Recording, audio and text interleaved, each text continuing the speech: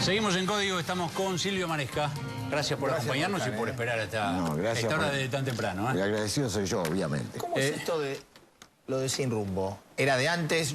Nosotros con Julio lo hemos visto en... Bueno, yo tengo esa impresión, que el país está hace tiempo sin rumbo, ¿no? ¿Hace tiempo? ¿Qué sería ubicándolo en el tiempo? Bastante. Yo creo que Digamos, no estamos hablando de esta década, claramente. Estamos hablando de También, pero digo, no únicamente. Me parece que en los últimos tiempos eso se manifiesta más, digamos, ¿no? Y me parece que en ese andar sin rumbo, que varias veces pasó en la historia argentina, digamos, por eso recordaba yo la novela de Cambaceres, ¿no? Que tiene ya ese título, escrita a propósito de la crisis de 1890 y la gran inmigración que sorprendió a muchos. Bueno, no vamos a entrar en ese aspecto histórico, ¿no? Pero no es la primera vez que andamos sin rumbo. Ahora, yo creo que en este caso hay una responsabilidad muy fuerte de la concepción política que preside el gobierno kirchnerista. Porque en política siempre, implícita o explícitamente, hay concepciones que rigen las políticas, digamos, ¿no?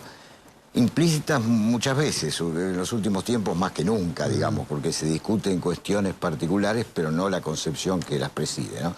Y la concepción errónea de la política que sustentó el kirchnerismo, por lo menos errónea para estos tiempos, es la idea de que la esencia de la política reside en el conflicto.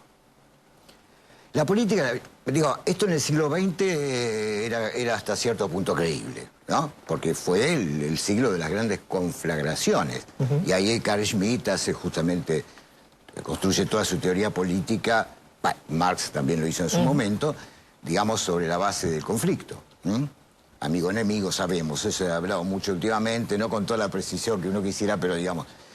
Ahora, cuando los griegos inventan la política, ¿por qué inventan la política? Inventaron los griegos, como tantas otras cosas, los atenienses en particular. Bueno, porque un día decidieron no tomarse más por el pescuezo para dirimir las cuestiones entre ellos. O sea, reemplazar el polemos por el logos, digamos, ¿no? Para decirlo con las palabras griegas. Entonces, dejar de tomarse del pescuezo y empezar a dialogar y de ese modo intentar resolver los conflictos que son inevitables. El conflicto es el subsuelo de la política, defino yo. Y la política, su razón de ser es intentar resolverlos de modo, llamémoslo civilizado, sin irse a las manos. A ver, usted dice que acá ahora, justamente la concepción que ha tenido el kirchnerismo es que si no hay conflicto, no hay política. Es decir, por eso cuando no lo hay, se lo busca. Y los teóricos que acompañaron a los gobiernos kirchneristas, el difunto Laclau como figura principal, tenían exactamente esa opinión, digamos, ¿no? Que es una especie de neomarxismo, bueno. Ahora uno puede decir, bueno, pero si no hay conflicto, todo queda como está. El no conflicto podría ser una especie de defensa del statu quo. No toquemos nada, evitemos el conflicto. ¿O no están así? No, no es tan así, porque me parece, yo no creo más en las ideologías, ¿no? Pero sí en que puede haber orientaciones. En las ideas. Ideas, exactamente, ideas. Esa es otra cuestión fundamental, ¿no? Distinguir ideología de ideas. Sería largo de explicar, pero digo, y entonces en función de eso, bueno, distintos gobiernos podrán tener orientaciones también diferentes y favorecer algunos sectores sociales más que otros. Conflicto va a haber siempre, justamente. E intentarán, bueno, inclinar la balanza en determinadas circunstancias para un lado o para el otro. Pero en lo posible siempre buscando la armonía, a través de la negociación, los consensos, que son siempre coyunturales. Siempre son coyunturales, ¿no? Sí, en ese sentido yo no me acuerdo con la idea consensualista de Apple, de Habermas, es decir, de los alemanes de la escuela de Frankfurt actual, que piensan que puede haber un consenso en función de algún objetivo metafísico. No. Son siempre coyunturales, digamos. Eso supone una conducción, bueno, que apunta en esa dirección, ¿no? Cuando usted habla y hablaba recién del país sin rumbo, y que varias veces hemos estado sin rumbo los argentinos en nuestra historia, pero tantas veces como ella seguramente, o más, creímos que estábamos en el rumbo correcto. ¿O que estamos en un rumbo que nos contenía en determinado momento? Porque no hemos sido un país de gente desorientada todo el tiempo. Por ahí vamos orientando un día para acá, otro para allá y otro para allá. Pero siempre fue un país de creer. Yo ahí tengo una tesis hace muchos años. A ver, ¿cuál es?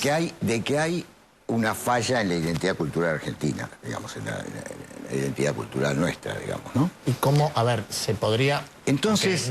¿Y cómo se podría sintetizar o describir esa falla? Y no, es como que no se ha terminado de consolidar entiéndase bien en qué sentido lo digo, ¿no? Una conciencia nacional, digamos, sólida, ¿no?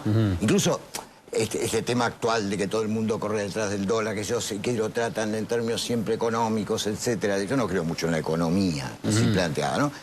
En Brasil la gente no compra dólares, aun cuando hay crisis económicas. Y entonces hay un factor cultural importante ahí, ¿no? De poca creencia en nosotros mismos, etcétera.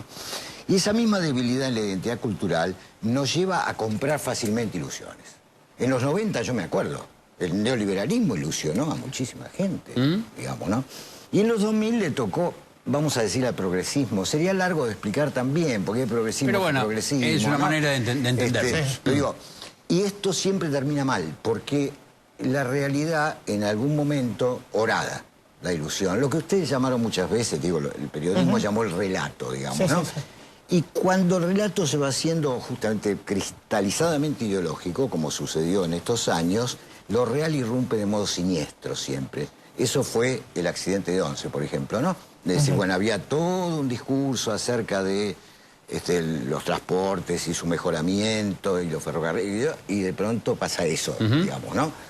Y pasaron varias cosas más de ese estilo. Está claro. Entonces el pueblo argentino también tiene una responsabilidad en todo esto, el pueblo en su conjunto, digamos. En este momento yo lo noto con una gran desorientación, ¿no? Entonces la gente está refugiada en su... Perdonen que hable de la gente, pero yo vivo en la calle, ando en colectivo, soy un tipo común, no, digo, ando con mis libros. Bueno, ahí, a ver, lo que hablábamos recién con Julio, uno tiene la sensación, por lo que usted dice, que esto es el reflejo de la confusión o el amesetamiento hacia la perspectiva electoral del año que viene.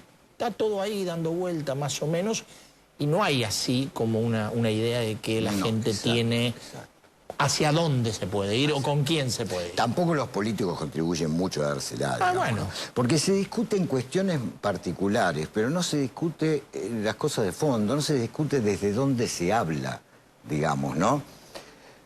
Porque habría que aclarar algunas cosas. Vamos a suponer una hipótesis. Vamos a suponer que el gobierno kirchnerista, los gobiernos kirchneristas, apuntaron hacia lo que llamamos en la década del 70 el socialismo nacional.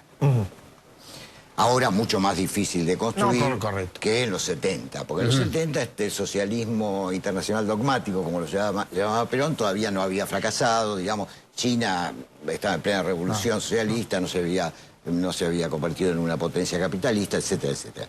Mucho más difícil entonces hoy. Supongamos eso.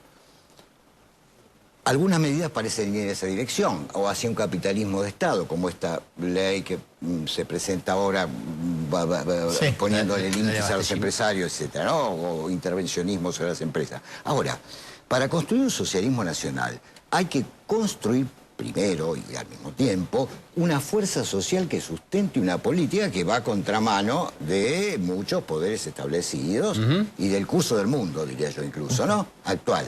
Digo, porque acá no olvidemos que el socialismo fracasó, por ahora, por lo menos, ¿no? Y el mundo es capitalista, el mundo occidental. Sí, está claro. Entonces, ahora, ¿cómo se pretende, sin haber construido esa fuerza social que soporte esas políticas, llevarlas adelante? Ahí me parece que hay falta reflexión, falta construcción política en serio. Más allá que después juzguemos si es bueno o malo un socialismo nacional, si verdaderamente esa era la meta, en fin. Pero yo creo que algo de eso hay, ¿no es cierto? Pues sobre todo porque sabemos que es un gobierno que heredó un poco ciertos ideales de los 70, ¿no es cierto? Esto se echa mucho y es verdad.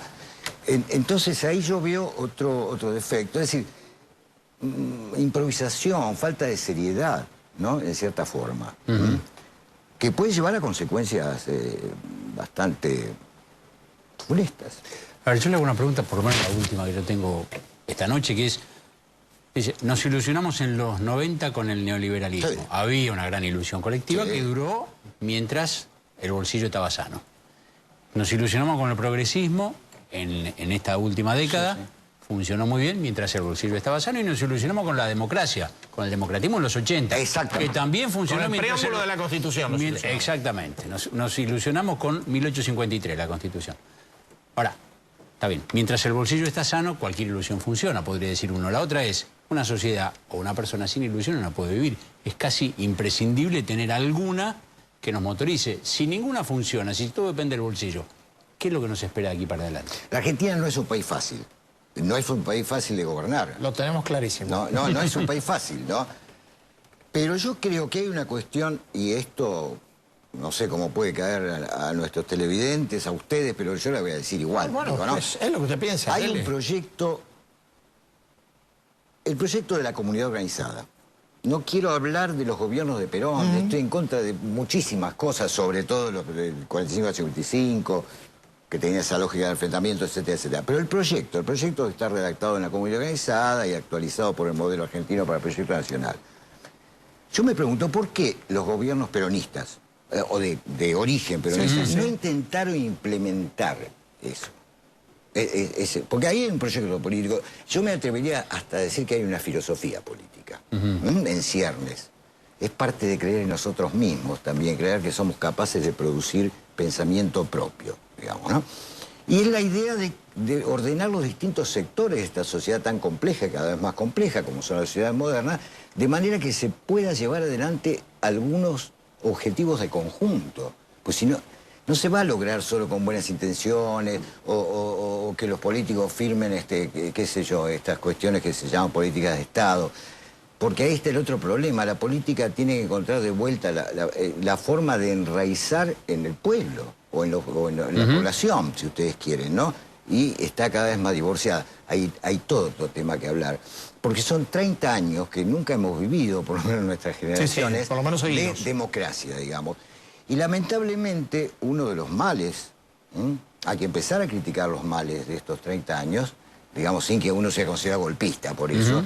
Uno de los males es la configuración de una casta política, donde uno tiene la impresión de que hay un juego entre quienes pertenecen a ella muy alejado de las preocupaciones cotidianas de las personas, digamos, ¿no? Y eso no es bueno.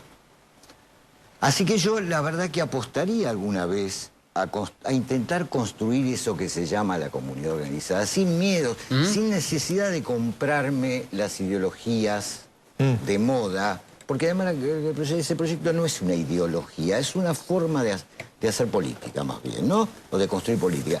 Sin comprarme las ideologías en boga en el mundo occidental. Ustedes recuerdan, en los 90, claro, con la caída del muro, está claro, y la implosión de la Unión Soviética, el neoliberalismo, bueno, que duró 10 años, la verdad, ¿no? Pero el progresismo no constituye una auténtica alternativa al neoliberalismo, ¿no? Es una alternativa light, diría yo, ¿no? Bueno, en fin, eso es lo que puedo decir. Está muy bien. Muchas gracias por habernos acompañado. Te agradezco. Nosotros venimos en 33 segundos, 2/5, me dicen. Y tenemos los exactamente. Y tenemos los premios. Ya venimos.